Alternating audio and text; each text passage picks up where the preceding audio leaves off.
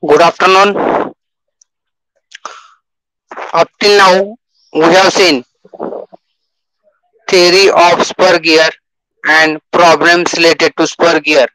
That is to determine model or design the spur gear and to find out beam strength, wear strength and power transmission. Therefore, now we will see helical gear.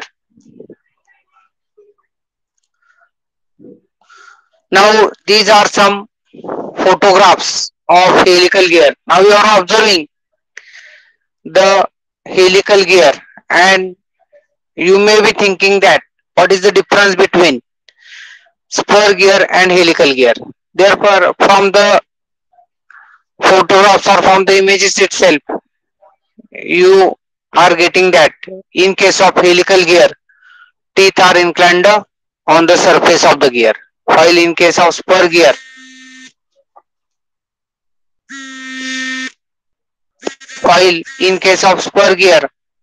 teeth are parallel to the axis of the gear, and in case of helical gear, teeth are inclined with respect to axis of the gear. Therefore, this is the basic difference between spur gear and helical gear.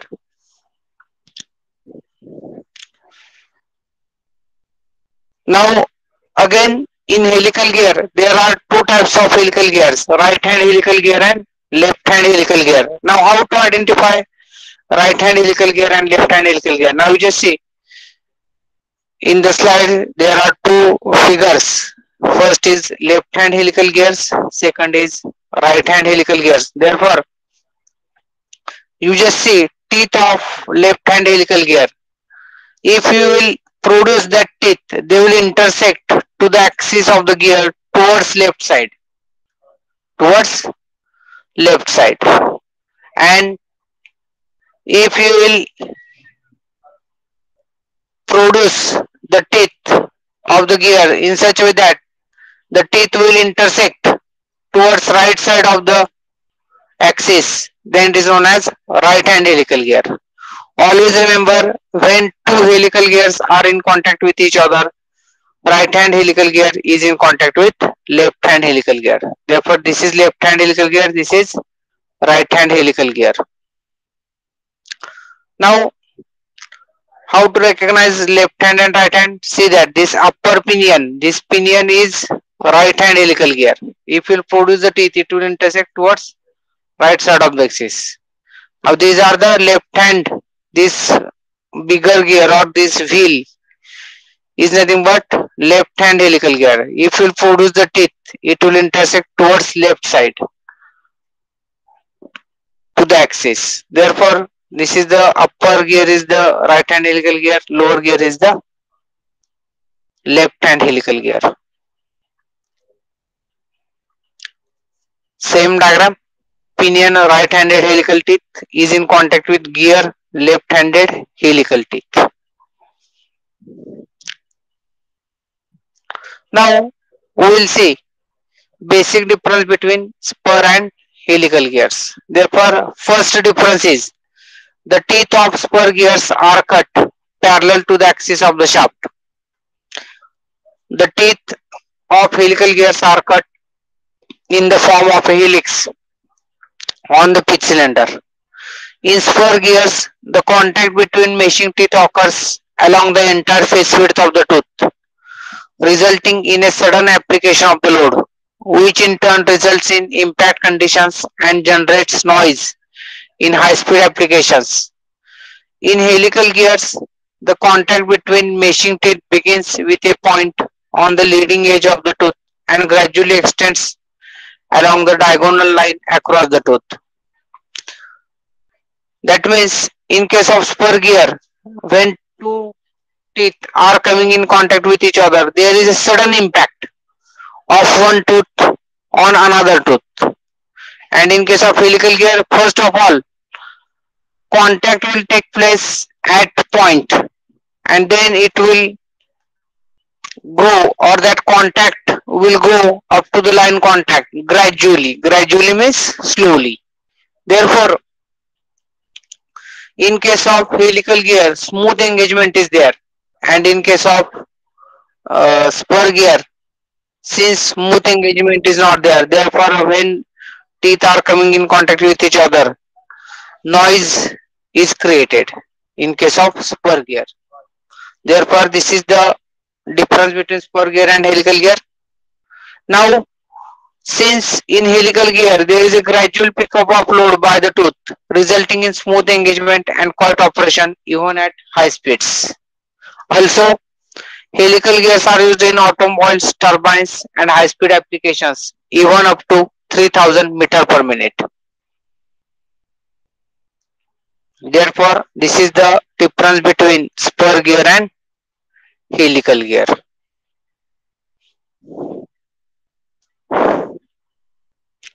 Now, next, types of helical gears. There are two basic types of helical gears, parallel and crossed. Parallel helical gears operate on two parallel shafts. In this case, the magnitude of the helix angle is the same for the pinion and the gear. However, the hand of the helix is opposite. A right hand pinion meshes with a left hand gear and vice versa. Now, crossed helical gears. Crossed helical gears are mounted on shafts with crossed axes. Their teeth may have the same or opposite hand of the helix. Now we will see the diagram of parallel helical gears and crossed helical gears. Now we just see, this is the parallel helical gears. Parallel helical gears means when helical gears are used to transmit motion and power between two parallel shafts, then it is known as parallel helical gear. Now this is crossed helical gear. If you will see, in case of crossed helical gear, shafts are neither intersecting nor parallel. Means shafts are not parallel to each other and they are not intersecting. Therefore, when helical gears will use to transmit motion and power between two non-parallel and non-intersecting shafts, then it is known as crossed helical gears. Now we will see terminology of helical gears.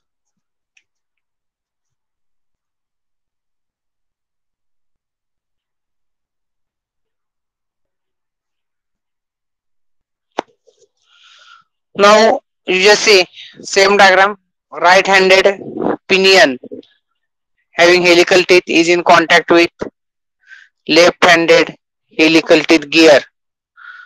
The conventional representation of a pair of helical gears on technical drawings is illustrated in figure. It is necessary to show the hand of the helix or the direction of teeth on the drawing. The hand of the helix is indicated by drawing three thin continuous lines. The lines are sloping downward to the right side of the page for right-handed helical teeth. The lines are sloping upward to the right-hand side of the page for left-handed teeth. Means you just see, if the sloping lines are sloping downward, this is known as towards right side, then it is known as right-handed helical gear. And if sloping lines are sloping upwards towards right side, then it is known as left-handed helical gear. Therefore, a portion of the top view of a parallel helical gear is shown in figure. A1, B1 and A2, B2 are center lines of the adjacent teeth taken on the pitch plane. A1, B1, you just see here, A1 B1. Center lines. These are A1, B1 and A2, B2 are indicating center lines of the teeth. The angle A1, B2, A2. A1, B2, A2. Just here. A1, B2, A2 is known as helix angle psi. Is known as helix angle psi. It is defined as the angle between the axis of the shaft and the center line of the tooth taken on the pitch plane. X-axis is the plane of rotation while y-y is a plane perpendicular to the tooth elements. X-axis is the plane of rotation while y-y is a plane perpendicular to the tooth elements. The distance A1 A2 is called the transverse circular pitch P, which is measured in the plane of rotation. The distance AC1, the distance, see this, A1C, sorry, the distance A1C is called the normal circular pitch. Normal means perpendicular. Therefore, since this line is perpendicular to the teeth, therefore it is known as, this distance is known as normal circular pitch, PN. A1 A2 is known as transverse circular pitch P. Therefore, normal circular pitch which is measured in a plane perpendicular to the tooth elements. I think you should draw the diagram. I will wait. Okay, draw this diagram. I will wait for 5 to 10 minutes. Then we will write down the notations. Please draw the diagram.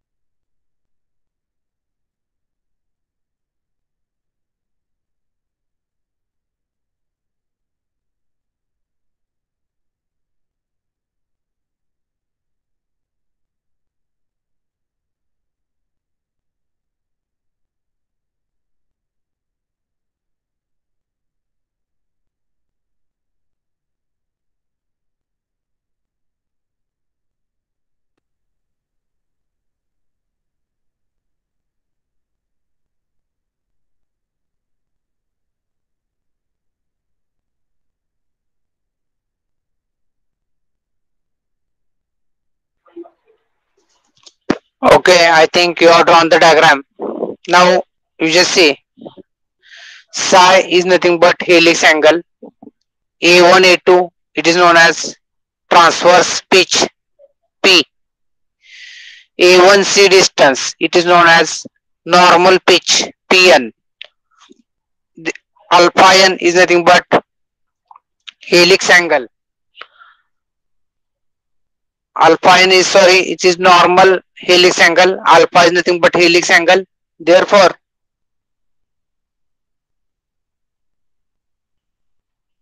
from triangle A1, A2C, from triangle A1, A2C, what we are getting?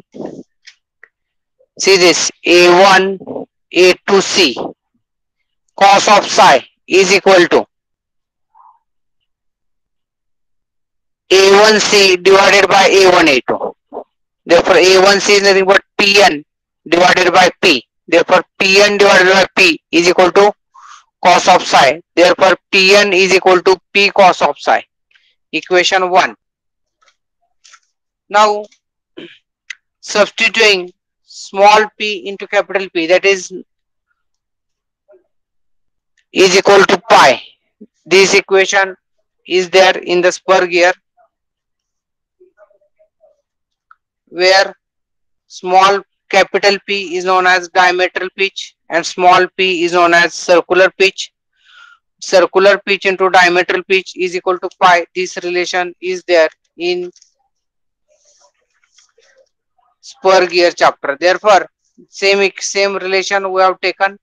Circular pitch small p into capital P is nothing but diametral pitch. Circular pitch into diametral pitch is equal to pi. Therefore, in the above expression we get, therefore Pn is equal to P divided by cos psi. P divided by cos psi, equation 2, where Pn and P are normal and transverse diametral pitches respectively. Pn and P are normal and transverse diametral pitches respectively. Therefore, this is equation 1 and 2. Therefore, write down this. I will wait for 2 to 3 minutes. Please write, because we have to use these relations while solving problems.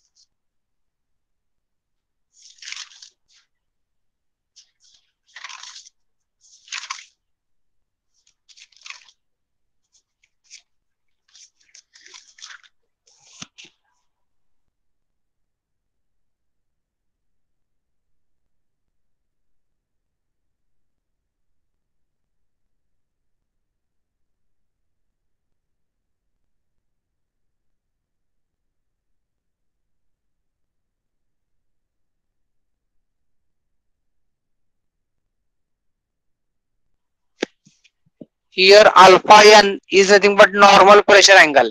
Psi is nothing but helix angle.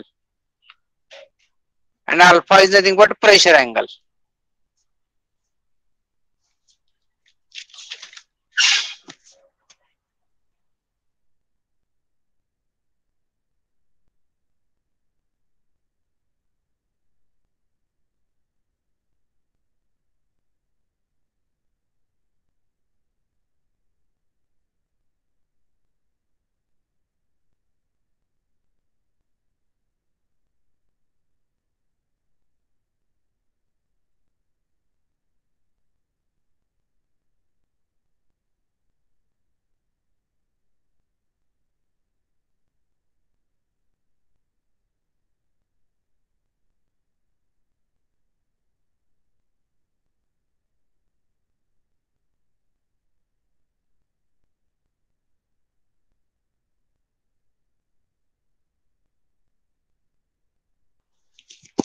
Okay, I think you have written. Therefore, substituting capital P is equal to 1 upon m. Always remember, diametral pitch is equal to inverse of module.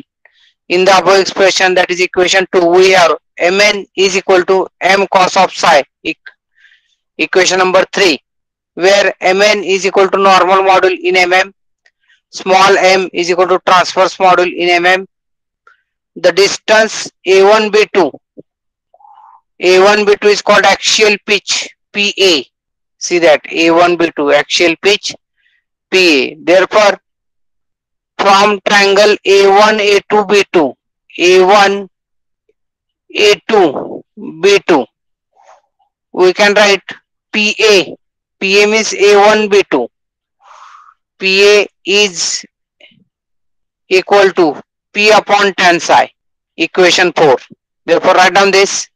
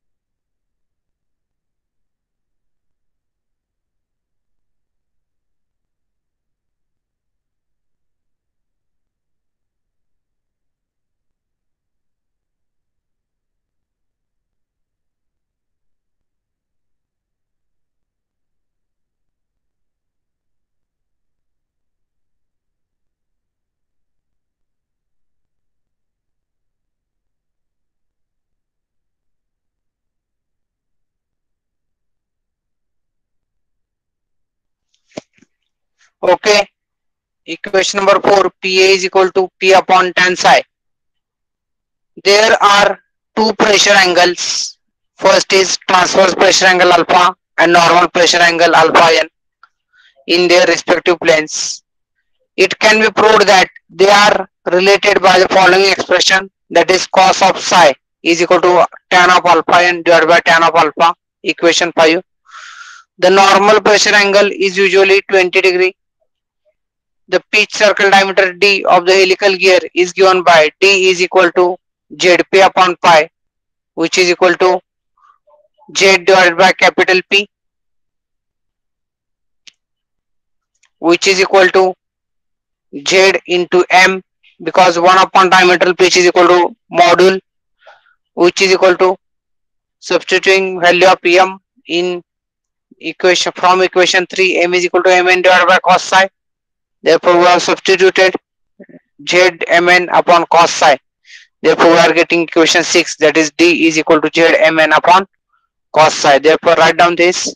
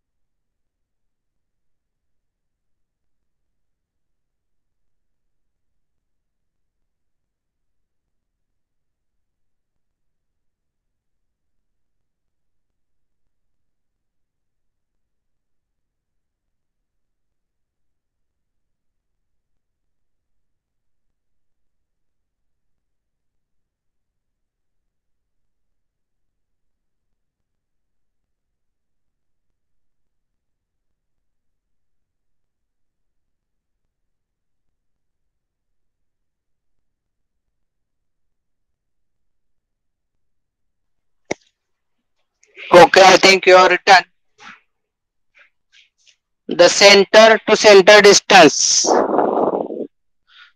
small a, between the two helical gears having Z1 and Z2 as the number of teeth is given by small a is equal to d1 divided by 2 plus d2 divided by 2, which is equal to z1 mn divided by 2 cos psi plus z2 mn divided by 2 cos psi, where small a is equal to, we will take mn common, denominator will remain same, therefore mn into bracket z1 plus z2 divided by 2 cos psi, equation 7.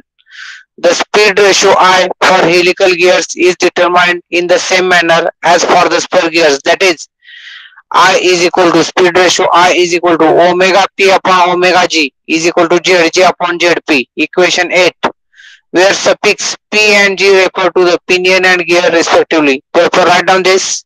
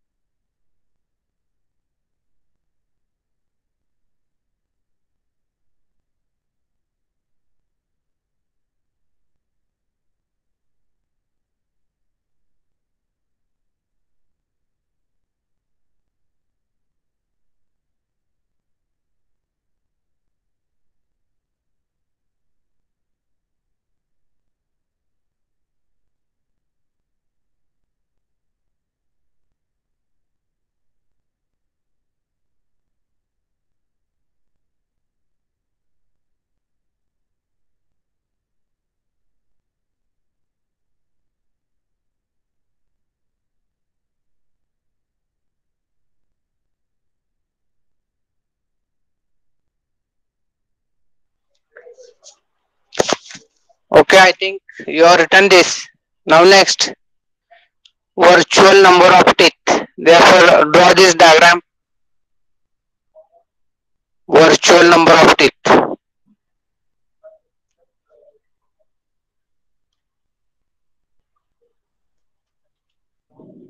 the diagram, virtual number of teeth.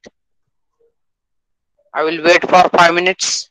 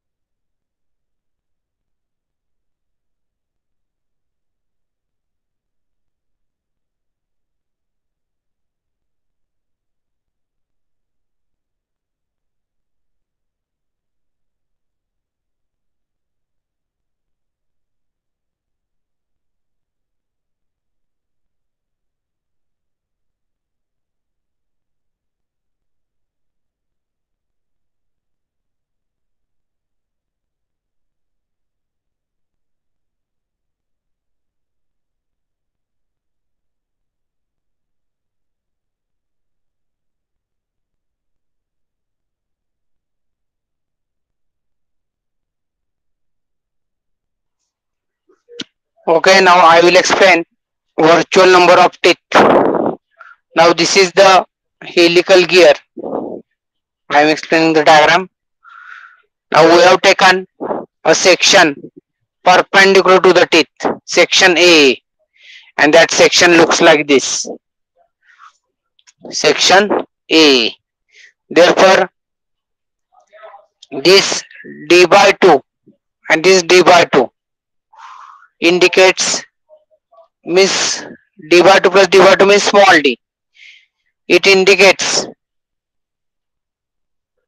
minor axis of the ellipse. This is the ellipse, and this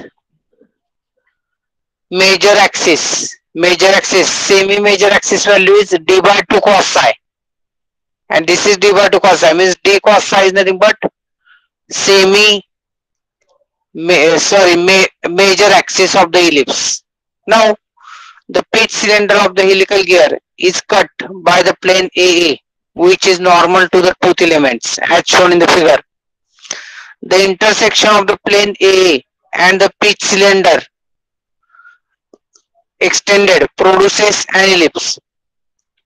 This ellipse is shown by a dotted line.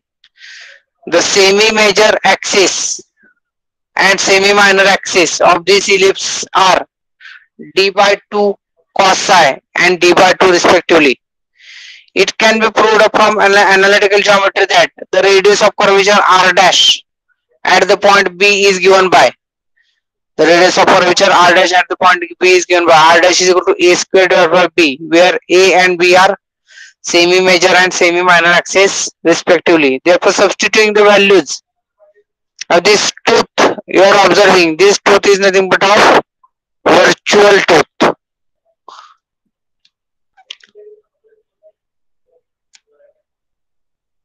Substituting the values of a and b in the expression, we are getting r dash is equal to d divided by 2 cos square psi.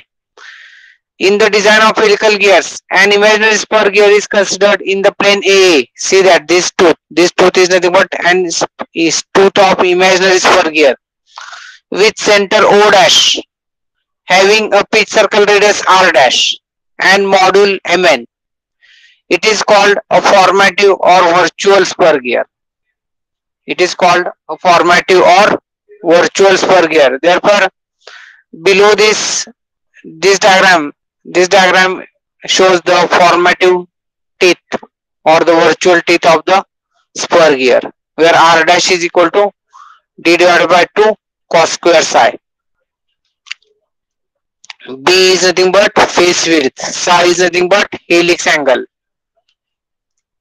The pitch circle diameter d dash of the virtual gear is given by d dash is equal to 2r dash. Therefore, substituting the values, we are getting d dash is equal to d divided by cos square psi.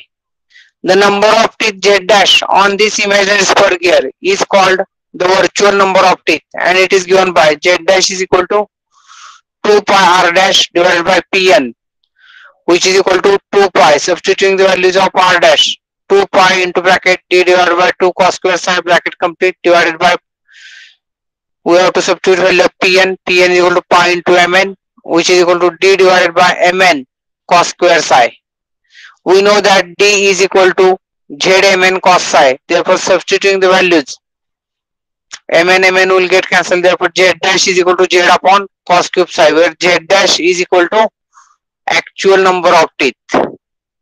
Z dash is equal to actual number of teeth.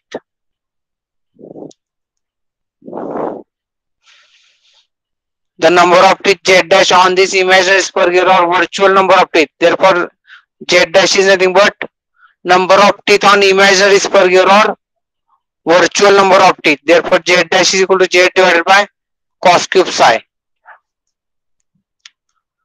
Therefore, please write down this and we will stop. Please write